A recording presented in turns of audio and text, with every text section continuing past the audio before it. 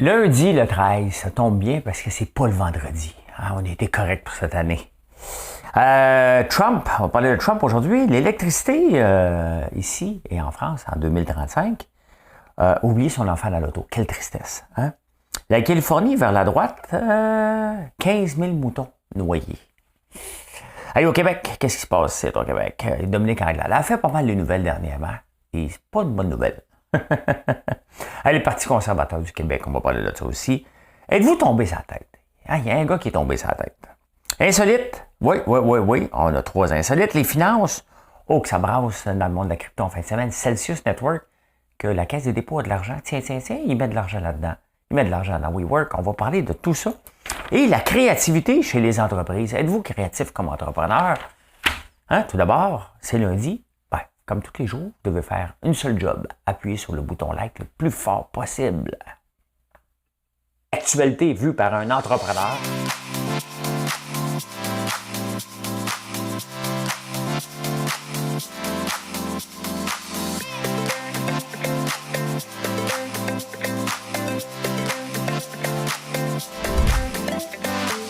Ça bulle, parce que des fois j'ai des bulles, mais ça bulle.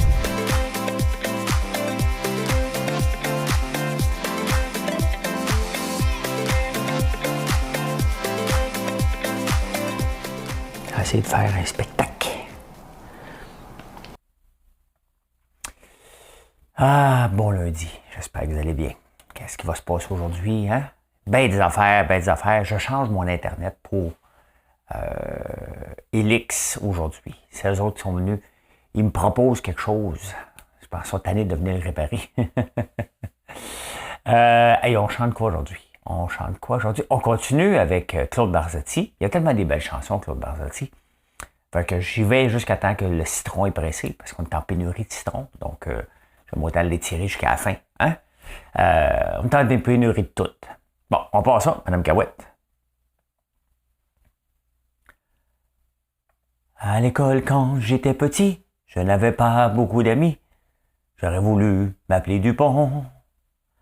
Avoir les yeux un peu plus clairs, je rêvais d'être un enfant blanc. J'en voulais un peu à mon père. C'est vrai, je suis un étranger, on me l'a assez répété. J'ai les cheveux couleur corbeau, ça c'est noir en tabarnouche. Je viens du fond de l'Italie et j'ai l'accent de mon pays, italien jusque dans la peau.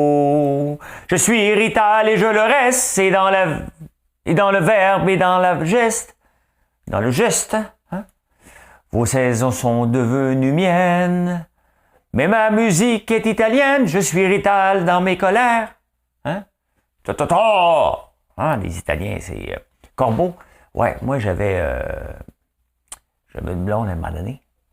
Elle avait les cheveux noirs. Fait que, elle avait les bras blonds. Hein? Et que c'est de la musique. Hein? Ma musique. Ça, c'est Shopify qui me donne une vente en plein milieu de la nuit. J'aime ça. C'est-tu mon ami? Ah, on va voir si c'est mon ami. Non, j'ai d'autres amis de nuit. Désolé, July. Dans le fond, un rital, c'est pas positif. Hein? C'est comme un frog, un bloke. Dans le temps qu'on disait les N là, pour Newfoundland. C'est à peu près ça. Hein? C'est pas positif. Mais avec ça, lui, avec la chanson le rital, Claude Barzotti l'a rendu un petit peu plus mieux. Est-ce que ça dit ça? Plus mieux ou meilleur? Moins péjoratif. Trump, des nouvelles de Trump. Trump risque de se faire accuser pour l'attaque au Capitole le 16 janvier. Et ça, c'est une maudite bonne leçon pour tout le monde qui dit, tu sais, les syndicats ici, ou même Gabriel Nadeau-Dubois dans le temps du printemps arabe, je peux pas contrôler ma gang, tu sais. Ça veut dire, allez-y ma bande de fous, allez démolir la place. Moi, je vous ai dit de pas le faire, mais je peux pas vous contrôler. C'est un peu ce que Trump a fait le 16 janvier 2021. Je sais pas la date, là, mais quand il y a eu une attaque avec des bizarroïdes, là, ben c'est un peu ça qui se passe. Donc, à un moment donné, tu peux pas te déresponsabiliser. Et les syndicats disent ça. Là, je peux plus contrôler ma gang, là, hein? Ben, vous ne l'attendiez pas, hein, cette montée de ton. Ben, c'est ça. Oui, tu peux toujours contrôler ta gang. Hein? Tu peux toujours contrôler ta gang. Donc, Trump accusé, ça serait vraiment, vraiment une maudite bonne affaire. Hein? Une bonne leçon et une maudite bonne affaire qu'il soit accusé. Et l'électricité. On parle beaucoup des voitures électriques, autant ici qu'en France en 2035, mais tu sais, c'est au tournant, là. Ça veut dire, regardez quand, mettons, Montréal-Québec, des fois on arrête, quand je passe par là-bas, on arrête au Madrid comme à peu près tout le monde. Hein? Et quand on peut faire l'arrêt d'un coup, on le fait, là, mais mettons, on arrête là. Il y a un line-up, là, tout le temps, pour charger les autos.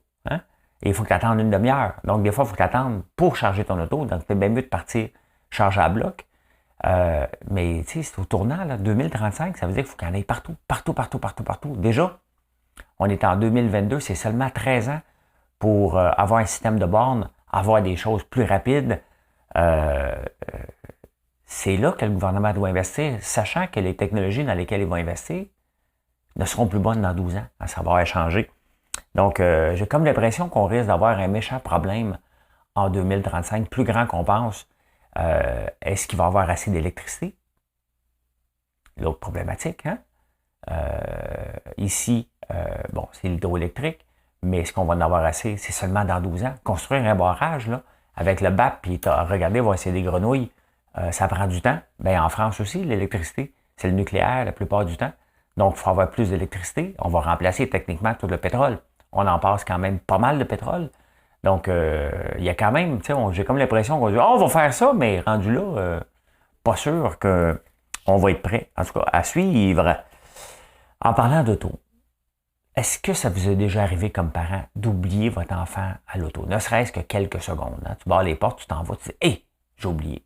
Moi, ben, il y a eu quelque chose de triste, hein, c'est arrivé 2 fois qu'un parent a oublié son enfant, les 2 fois, ben, plusieurs fois, mais il y en a 2 cas il y a eu un décès. Moi, ça m'est déjà arrivé quand Mathieu était jeune, mon fils. J'étais épuisé et je suis allé porter Mathieu à la garderie après une nuit de travail un peu intense. Une nuit de travail, je dis bien, hein? Pas de party. Et je suis rentré dans la garderie, puis je l'ai oublié. Je dis, qu'est-ce que je fais ici? Hein? Mais Mathieu est encore dans l'auto. Bon, c'est une histoire qui finit bien, parce que j'étais dans la garderie, mais imaginez-vous, je l'aurais stationné l'auto, parti. Ça arrive. Donc, il va, tu sais, je pense que il est temps qu'il y ait des dispositifs dans les autos, ou une bébelle qui nous permettrait au moins, un peu comme le Angel Care, comme parent, là. Avez-vous déjà eu l'Angel Care? Ça, c'est pour te voir si le bébé respire la nuit. Hein? Ça, tu mets ça, là, tu dors plus, là, l'Angel Care. Hein? Dès que le bébé bouge, tu penses qu'il respire plus. Je te jure que tu te réveilles en tabarnouche hein, quand ça commence à biper. À ne pas faire, à ne pas recommander d'acheter pour les parents. Tu vis d'anxiété. Tu es déjà anxieux quand tu as un enfant. Rajoute ça, tu vis que d'anxiété. Pas juste un peu, que de ça. La Californie s'en va vers la droite. La Californie, qui est l'État le plus gauche hein, des États-Unis, ça sert un peu de baromètre. C'est là qui font toute la plupart des règles. La bourse de carbone vient de là, comme ici, au Québec. Donc, il y a beaucoup de choses qui se passent en Californie qui servent un peu pour le reste des États-Unis. C'est comme un baromètre. Ici, ça n'a l'air de rien. Je fais une parenthèse pour ça, mais lorsqu'on lance un nouveau produit, les grandes entreprises visent le Saguenay, Sherbrooke, en premier. C'est des régions baromètres ici au Québec. Donc, la Californie s'en va vers la droite de plus en plus alors qu'elle était vers la gauche. C'est pas bon. C'est pas bon. Hein? Pas trop bon. Je vous le dis, c'est pas bon. Vous savez que j'ai perdu mes moutons brûlés hein, dans un incendie, malheureusement. Il y a un bateau qui s'en allait vers l'Arabie Saoudite. Je ne sais pas d'où il partait. Je pense de l'Iran. J'étais un peu perdu. Je n'ai pas un peu perdu. J'ai pas lu cette partie-là. Pas perdu. Perdu, c'est comme tu l'as, puis tu l'as plus. Il y a un bateau qui était capable d'en prendre 9000. Puis on dit, d'après moi, 15 000, ça rentre. Hein? Ben, le bateau a coulé. Les gens qui étaient sur le bateau ont réussi à sortir, mais les 15 000 moutons ont péri la plupart. Donc, 15 000 moutons qui s'en allèvent à l'Arabie Saoudite, qui sont décédés dans un bateau. Hein? Que c'est triste. Hein? Que c'est triste. Que c'est triste, Venise, au temps des amours mortes. C'était ça les actualités aujourd'hui. On s'en va au Québec. Qu'est-ce qui se passe au Québec?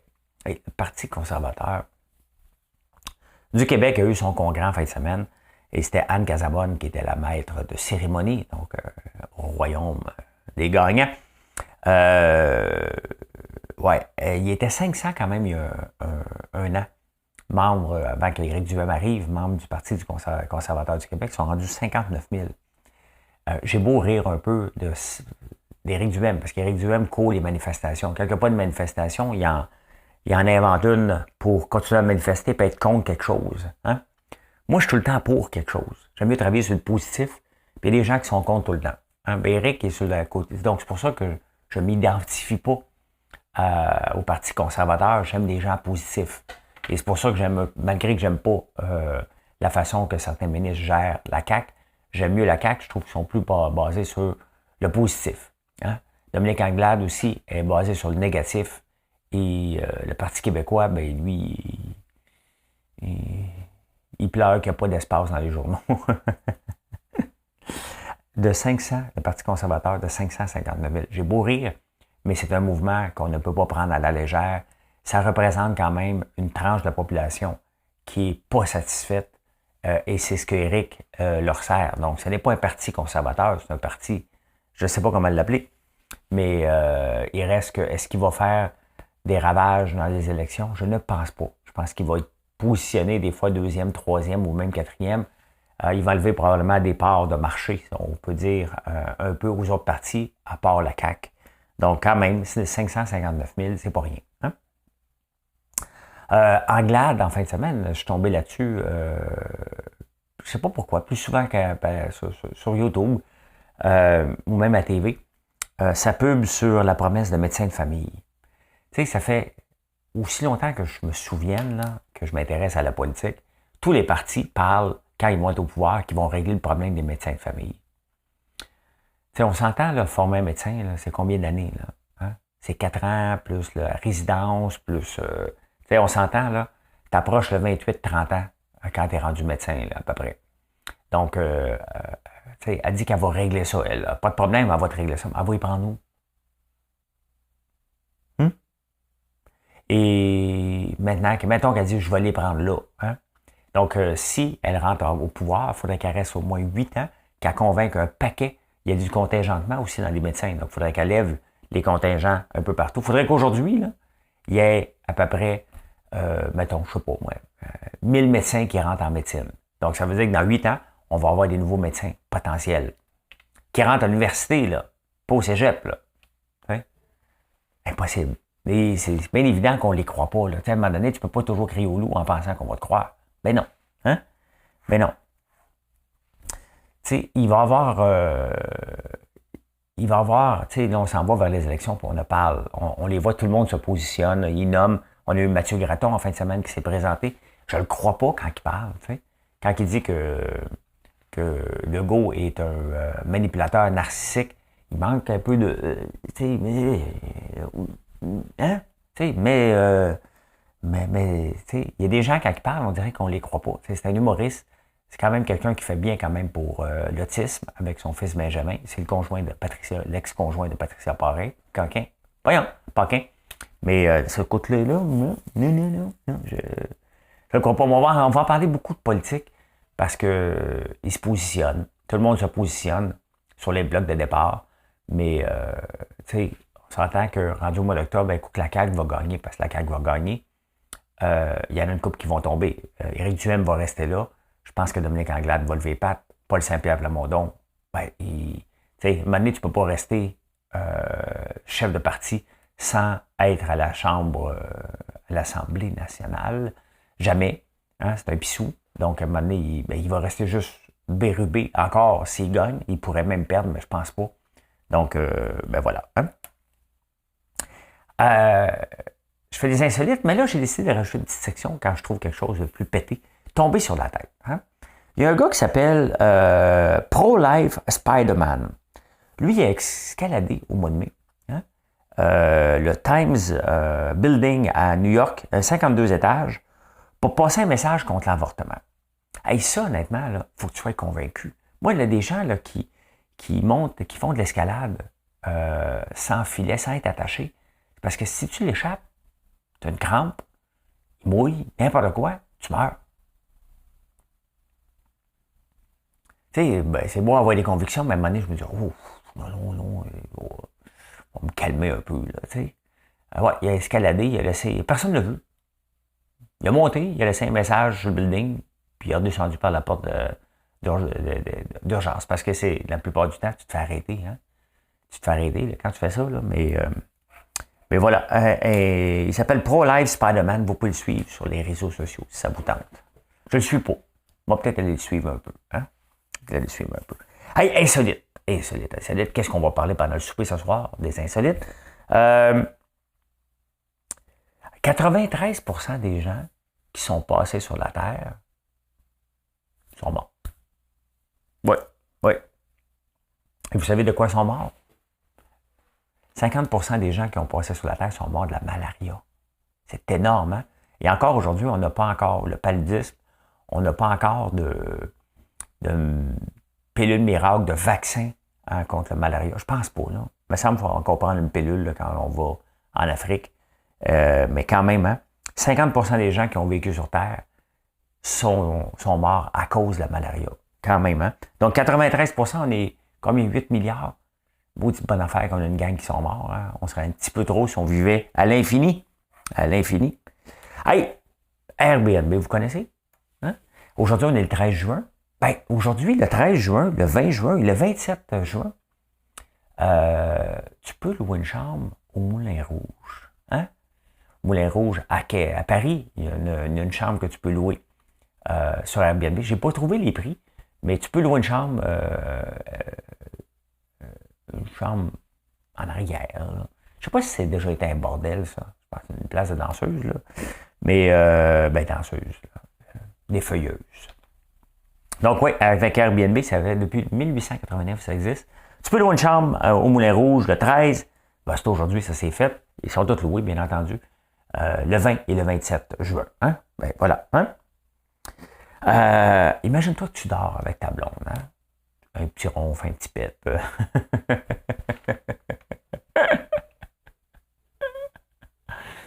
Excuse. Je pète pas puis je ronfle pas. Sauf une fois au chalet. Ben, tu dors. Puis là, un moment donné dans la nuit, un chien dans ton lit. Hein? Ouais, c'est arrivé au Tennessee. Il y a un chien qui est rentré dans la maison, puis il s'est ramassé dans le lit. C'était pas dangereux. Écoute, je vous raconte une anecdote. Je voulais raconter, peut-être pas tout le monde l'a entendu. Ça m'est arrivé l'autre jour, dans ma maison. Je rentre dans la maison, il y a un chien au chalet. Un labrador. Il avait ouvert la screen et la porte patio avec moustiquaire, pour ceux qui n'ont pas compris le screen. Il était rentré dans la maison. Bon, je le connaissais, c'était le chien du voisin. Pas dangereux pour Saint-Saëns, mais c'est assez surprenant de voir un chien. J'ai pas fait le saut, j'ai juste ouvert la porte, je disais, va-t'en dehors. Il est parti. Mais quand même, t'arrives dans la maison puis il y a un chien, c'est assez surprenant. Mais imagine-toi si tu dors, c'est sûr. Vous m'avez vu crier au meurtre l'autre jour quand Mathieu a apparu dans la maison. C'est sûr que je meurs s'il y a un chien dans la maison. J'ai eu peur 2 fois au chalet. Cette fois-là, quand Mathieu, le chien, il m'a surpris, il m'a pas fait peur, puis je le connaissais. Et une autre fois, c'était un renard. Une renarde qui crie en pleine nuit, ça ressemble beaucoup à une femme violentée. Allez faire des recherches sur les internets, vous allez voir, mais c'est assez peurant. Je vous le dis, c'est assez peurant. J'étais un étranger. Hey, les finances. Qu'est-ce qui se passe en finance aujourd'hui?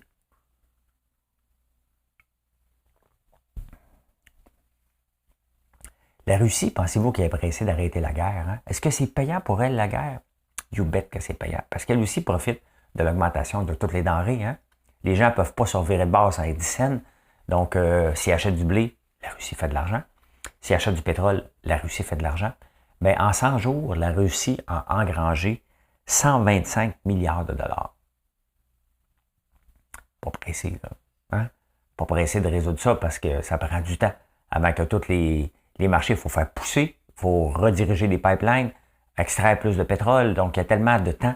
Donc, la Russie empoche à pleine... Voyons, j'ai mal aux yeux. Et les yeux secs. Donc, la Russie empoche à pleine pelletée en ce moment.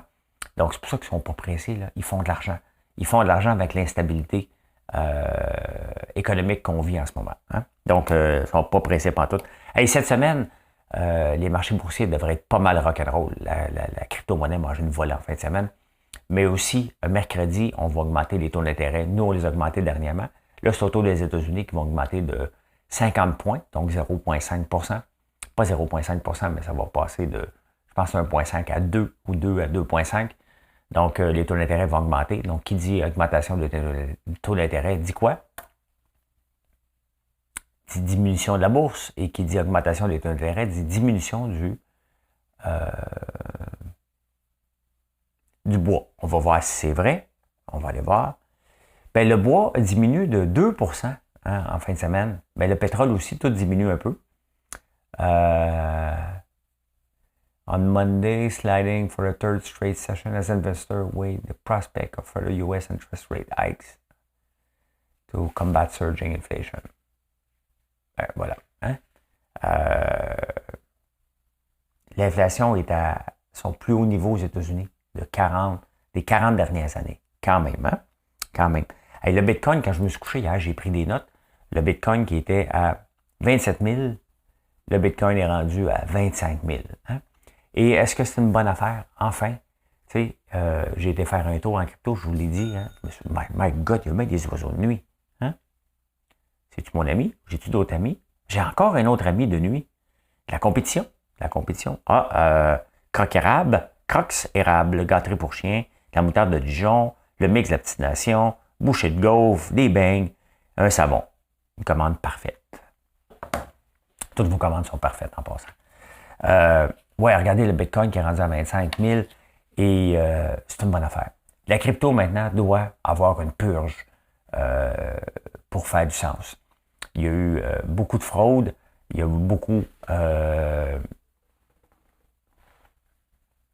de vols, il y a eu beaucoup de vent.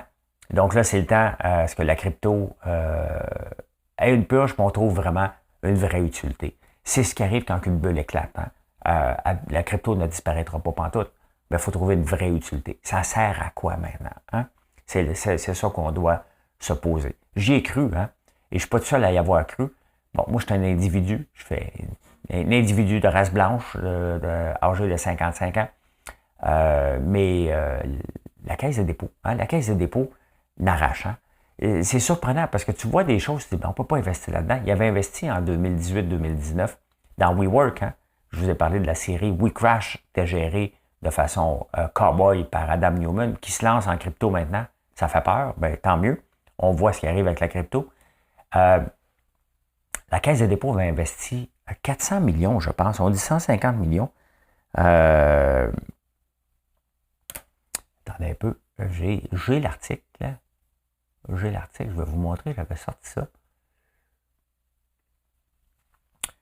Celsius Network borrowed 500 million. On parle de ça, c'est à travers le monde, là. OK? 400 millions. Il avait mis 150 millions là-dessus dans le groupe Celsius. Celsius qui a tombé en même temps que le groupe Luna. Moi, que je me trompe, hein, je n'ai pas les moyens d'aller rencontrer les gens et de faire des recherches. Hein? Donc, je me base à ce que je lis avec les fausses informations. Puis je dis, dans tout ce qui est faux, qu'est-ce qui est vrai? C'est le commun des mortels qui fait ça. La Caisse de dépôt qui met 150 millions dans ce groupe-là, alors qu'ils n'ont pas regardé où ce qu'ils investissent. Est-ce que c'est vrai? Est-ce qu'il y a un potentiel de croissance? Quels sont les mécanismes pour ne pas perdre notre argent? Bien, la Caisse de dépôt qui nous fait la morale hein, en se retirant du pétrole, le pétrole qui est une ressource canadienne en beaucoup, ailleurs, mais quand même, fait la morale en disant on n'investira plus notre pétrole, c'est pas éthique. Bien, ils investissent notre argent dans la crypto, qui est loin d'être éthique. Là. C'est une place de bandit, ces mains-là. Bien, ils viennent de perdre leurs 150 millions parce que le groupe Celsius, qui était basé beaucoup sur les mêmes choses qui m'intéressaient moi, bon, moi, j'ai le droit de me tromper, ça s'est effondré. Et le groupe Celsius aussi, donc on ne peut plus faire de transfert maintenant. C'est une banque. Dans le fond, le groupe Celsius, c'est une banque sur Internet basée sur la crypto. Ce que je pensais qu'il y avait un futur, mais eux aussi le pensaient. Mais sauf que ils ont l'argent pour avoir des analystes, ils ont de l'argent pour déplacer du monde partout, faire un due diligence, ce qu'on n'a pas, là, comme des mortels.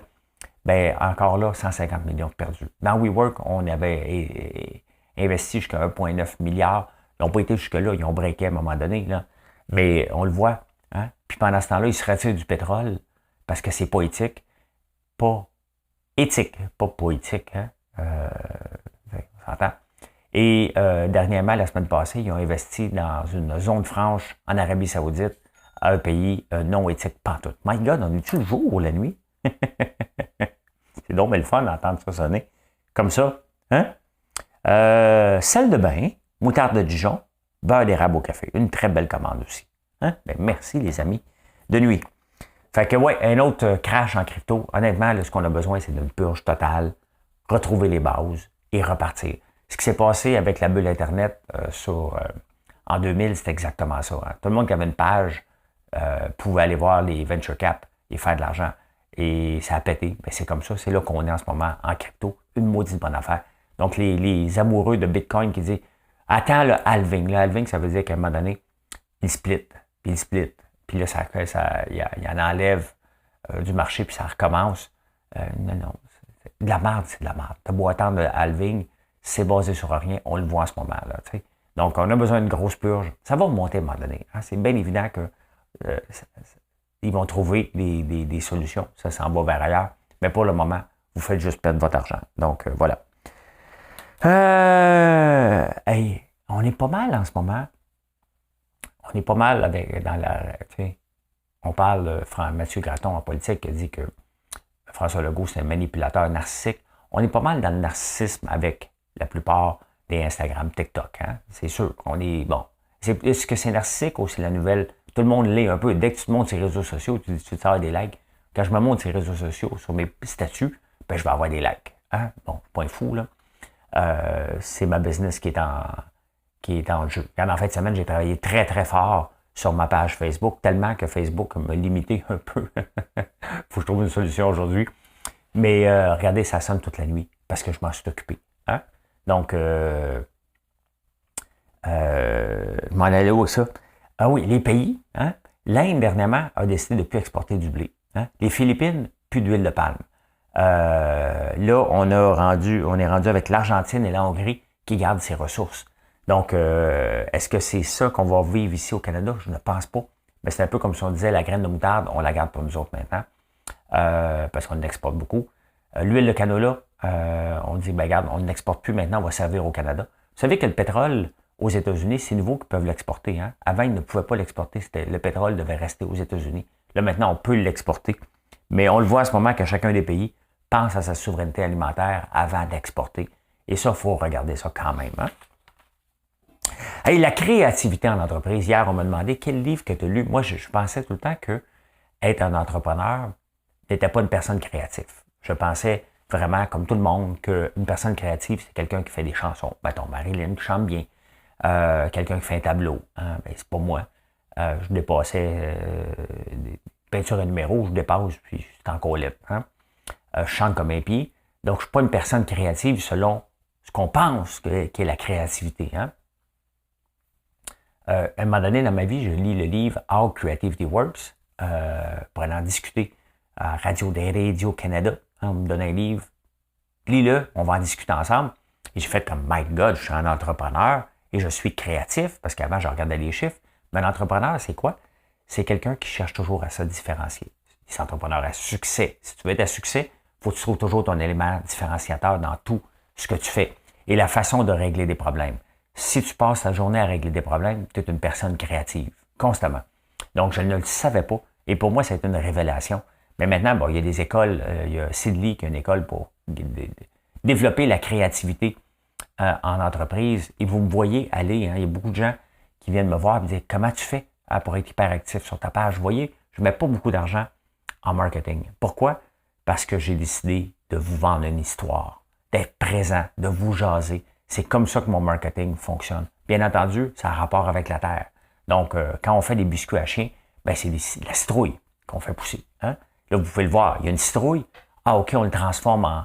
Puis je vous raconte l'histoire derrière ça. Donc, j'ai découvert que j'étais créatif sans le savoir. Un entrepreneur se doit d'avoir un élément différenciateur. Si vous ne l'avez pas, vous êtes appelé à disparaître. Vous ne pouvez pas être juste un me-too. Non plus, vous devez être créatif dans votre façon de gérer votre entreprise. C'est facile de dire, ben là, j'ai pas d'argent, mais aller demander un prêt. Non. Comment qu'on fait pour arriver? Comment qu'on gère notre cash flow? Ben, tout ça fait que les entrepreneurs à succès, on est des personnes créatives. Je me mets dans le lot parce que je trouve des solutions à chaque jour sur n'importe quoi. Pour couper une scène en 8, là, je vais le faire. Mais en même temps, on coupe la scène sans impacter les employés, sans impacter les clients. On trouve des façons de toujours s'améliorer nos processus constamment. Mais voilà, hein? Donc, avant l'entrepreneuriat, on voyait ça. Gérer une entreprise, c'était steak, blé de patate. Ça, je l'ai pris de la presse. Hein? Puis je trouve ça bon. Maintenant, mais c'est pas steak, blé de patate, c'est un pâté chinois déconstruit qu'on appellerait. Hein? Voilà comment j'ai vu l'actualité en ce beau lundi, le 13 juin. Ben, merci de nous choisir justement sur françoislambert.one. Merci de voir tous nos beaux produits qui proviennent de la terre, que ce soit les savons, hein? Nos bougies, c'est quoi les bougies? C'est de la cire de soya. Les savons, le lait de brebis qui est mis en évidence. Hein? Donc, ça vient tout de la terre. Est-ce que ça vient tout de ma terre pour le moment? Ben non, on est en train de... Ben, le lait de brebis, j'étais rendu là, ils ont brûlé, on recommence. Bon, le sirop d'érable, bien entendu. Hein? Donc, et le miel, j'ai oublié de parler du miel parce que j'ai tout perdu mes ruches, mais je reviens, je vais avoir des nouvelles ruches ce vendredi. Donc, voilà, c'est ce qu'on fait chez nous, chez François Lambert.one. Merci d'être là, les amis. N'oubliez pas de faire un like si vous ne l'avez pas fait. Encore, vous abonner à la chaîne, c'est très, très, très apprécié. Et bonne journée à vous. Merci.